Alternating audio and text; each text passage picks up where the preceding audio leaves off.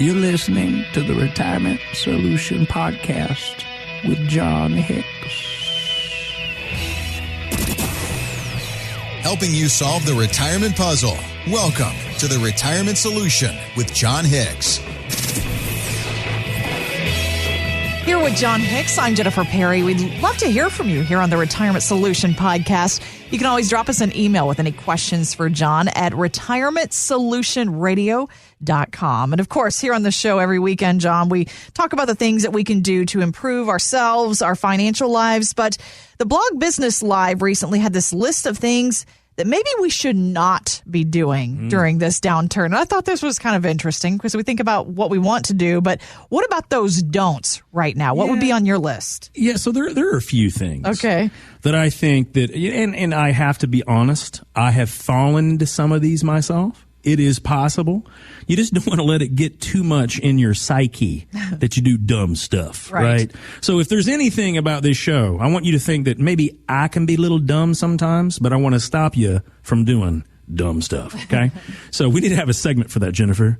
John teaching us how to not do dumb stuff. All right. We'll come up with the jingle and everything. It's going to be great. We need to do that. So here's a little list I compiled. And this is a little more serious, but if you are still working, if you still have a job, and there's a lot of us out there that still have those things, you want to keep investing. Okay. Do not stop. Was that a Journey song?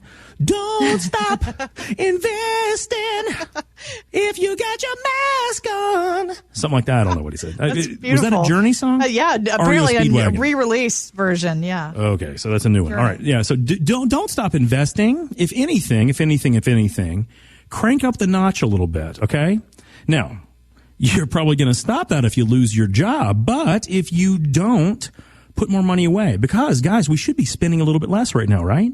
We're not eating out as much. True. Okay? Maybe have a couple concessions on some things out there that we would typically spend on.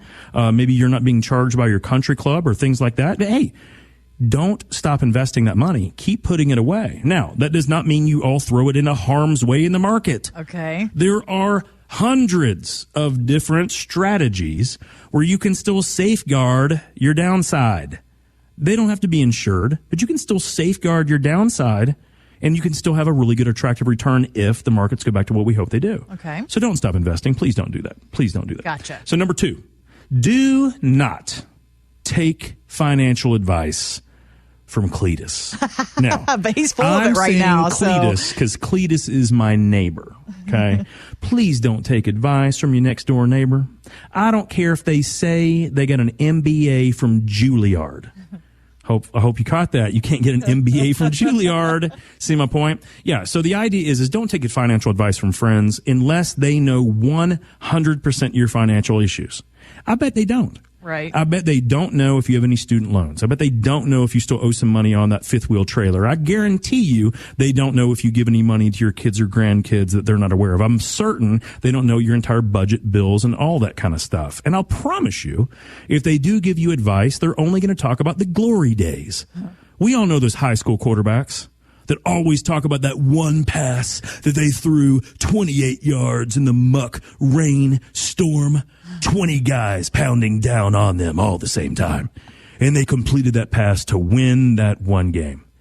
They don't talk about the other 87 passes they duffed right in the mud, yeah.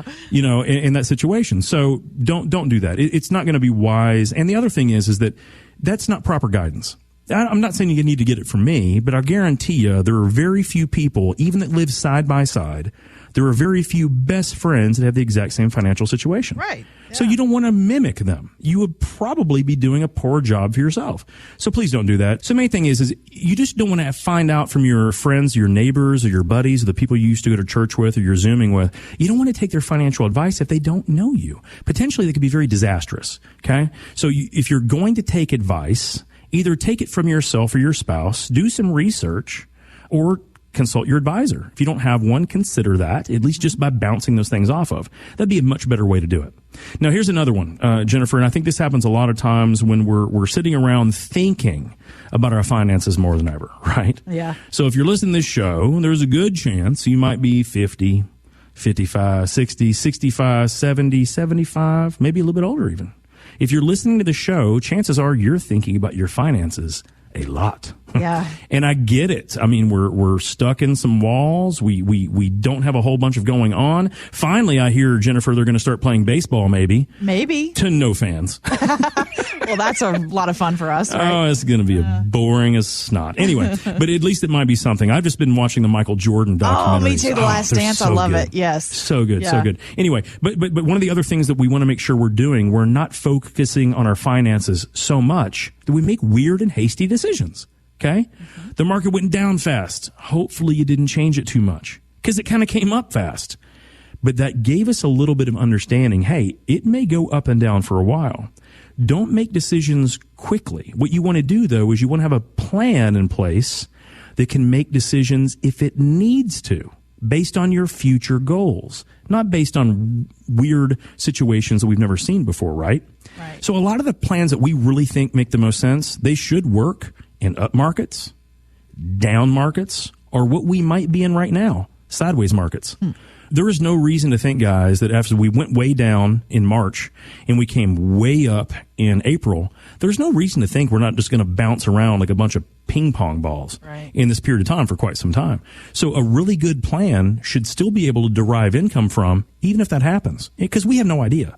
Me, the least of all. My crystal ball has been broken for years. You do not want to make financial decisions quick, especially on emotions. Right. That's where I see 100% of the people I talk to lose it. That's where they lost their plan and now they're off course. I have no idea what's going to take to get them back on. That's the problem. Okay. Yeah. So those are the three big ones I can think of. And here's the one, just one last one, just kind of, off the cuff. Hey, don't drop your guard. Don't think that because we've seen a big down and now the economy's going to open back up for a little bit and maybe we're going to have some good feelings for a while. Don't let your guard down that this can't absolutely happen again. There's a possibility that this virus could come back in the fall. And that, again, that's not doom and gloom. It's just being realistic. Yeah. Is your plan capable of withstanding that? If it is, there is nothing in the world to worry about. If it's not, I would suggest not in haste, but consider evaluating that plan to see if it needs some changes.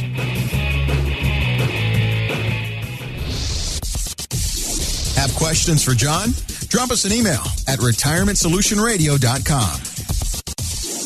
Financial professionals are not licensed in all 50 states. To find out if John Hicks is licensed in your state, please call 502-690-5635. J. Hagan Capital Inc. is not affiliated with nor endorsed by the Social Security Administration or any other government agency and does not provide legal advice. Annuity guarantees rely solely on the financial strength and claims paying ability of the issuing insurance company. By contacting us, you may be provided with information about insurance and annuity products offered through John Hicks, Kentucky Insurance License number 998827.